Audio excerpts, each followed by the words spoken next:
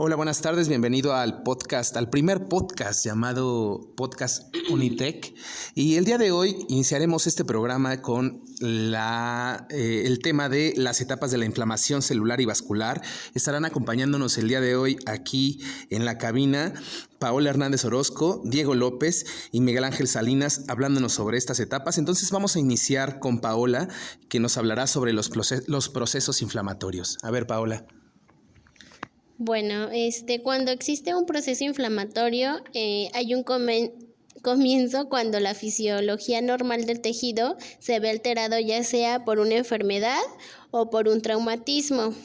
Esto va a provocarnos 5 alteraciones. Primero va a haber hiperemia, que sería un aumento de la temperatura y se ve reflejado con el enrojecimiento en la zona. Posteriormente va a haber un edema, resulta de un aumento de la permeabilidad de la vasodilatación y de los vasos sanguíneos locales en la infiltración de líquidos en los espacios intersticiales de la zona lesionada. Posteriormente va a haber dolor que resulta de la presión del edema y la irritación de las estructuras sensibles al dolor por las sustancias químicas liberadas por las células. Y una vasodilatación seguida de vasoconstricción en los capilares pendulares, postcapilares y vasos linfáticos. Ok, esto de manera general son los signos de la inflamación. Como bien lo dijo, hay 5 signos, es el rubor, el enrojecimiento, el tumor, el hinchazón, el calor, el dolor y la pérdida de la función, que son los que nos acaba de decir Paola. Ahora vamos a hablar un poco sobre la inflamación celular y Diego nos compartirá un poquito más al respecto. Sí, muy bien, continúo con ustedes. De hecho, yo les voy a hablar un poco sobre los eventos vasculares. De igual forma deben de saber que estos eventos son una respuesta al daño a los tejidos, es decir, a las alteraciones de la microvasculatura, más que nada en arteriolas, capilares y vénulas. De hecho, estas alteraciones incluyen cambios hemodinámicos y cambios en la permeabilidad vascular. Les vamos a hablar un poco sobre los cambios hemodinámicos. De hecho, estos cambios son las primeras manifestaciones de la respuesta inflamatoria. Más que nada se debe a los cambios en el flujo vascular y en el calibre de los pequeños vasos sanguíneos en el tejido dañado.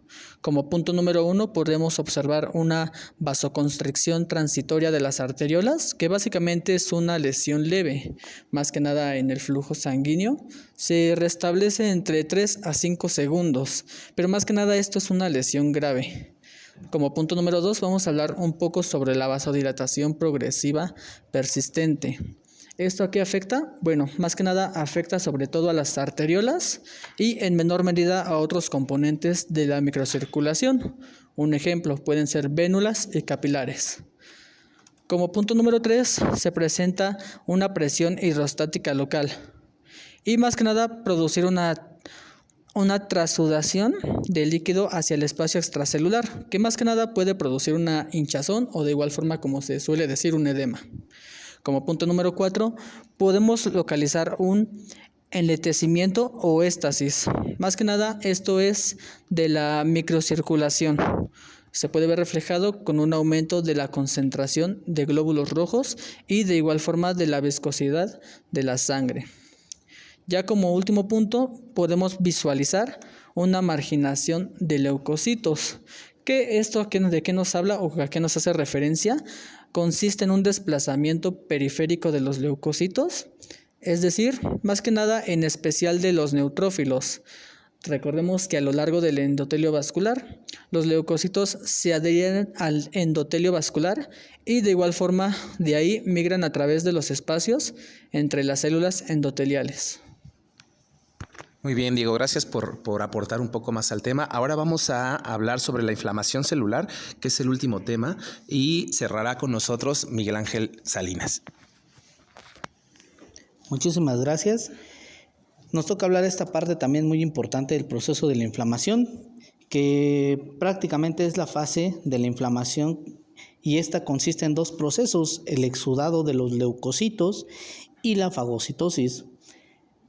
Comenzamos con la fase de los leucocitos, que es una salida por medio de la luz de la microvasculatura hacia el tejido intersticial, caracterizado por una importante respuesta inflamatoria. Los cambios que se llevan hacia la migración de los leucocitos son los siguientes: cambios en los elementos figurados de la sangre, son de 2 etapas. En los leucocitos vamos a tener liberaciones de selectinas e integrinas, moléculas de adhesión de la superfamilia de los genes y de las inmunoglobulinas. En la parte de la fagocitosis es un proceso por el cual las células llamadas fagocitos envuelven a las partículas sólidas.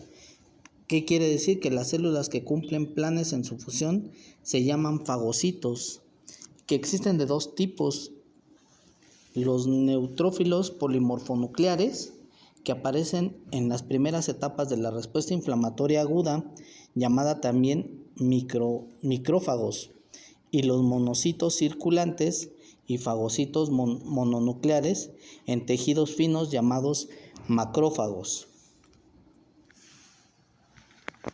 Bueno, pues espero que haya quedado un poco más claro el tema sobre las etapas de la inflamación celular y vascular. Pues por nuestra cuenta es todo. Síganos en nuestras redes sociales sobre